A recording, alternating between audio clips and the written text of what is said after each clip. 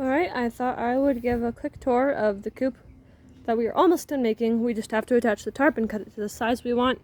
And it'll be done. As you can see, we've made an absolute mess while building, but it was worth it probably. So we've got these nice supports over the door frame. The reason we have it higher than the ground is because we want to be able to fill up the inside of this with bedding, because we want to use the deep litter method. And we have attached most of the wire mesh, and we used 1/2-inch wire mesh, with just galvanized pipe hanger and normal screws. And this is my favorite kind of lock. I really hate most others because they break so easy. Nice door handle. And you just step over the entrance. And you're in. And we have already moved the chicks in. As soon as we got the top on and there was some shade, we moved them in.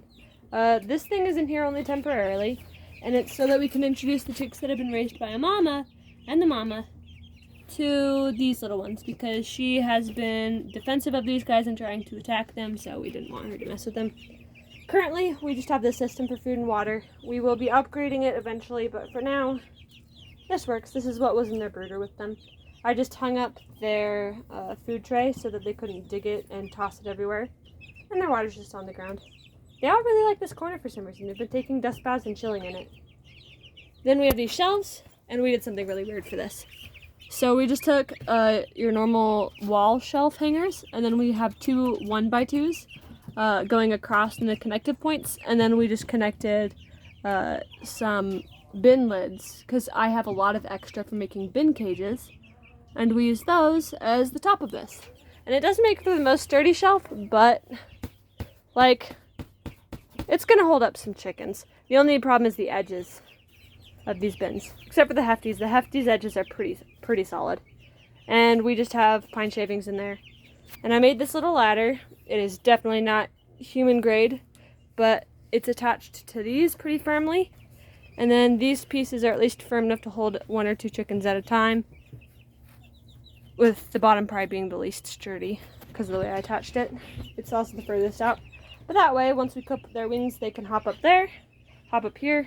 We're going to stand that so they can get on it better, but they can hop up on there, hop up there, and then they can hop on these perches. And that one goes across the entire thing. And then there's one up there we're pretty sure they're going to use as well. And then for nesting boxes, we have old fridge baskets that we've just held on to for whatever reason. And I have actually attached them to the lids to give the mothers extra security if they ever stand on the edge of them. So, yeah, and then I've just filled them up with hay, and I put pine shavings in this one. Now I'll put pine shaving in those. They also have just cardboard underneath to act as a barrier to hold in their nest and keep it in shape. But yeah, so we've got 3 nesting boxes. From what I read online, you need about 1 for every 4 chickens. And we plan on having probably about the right amount to have 3 baskets, but if the need arises, we can just put in another one pretty easily. Yeah, the reason we chose these spots for the ones we have right now is because there are no roosts directly above them.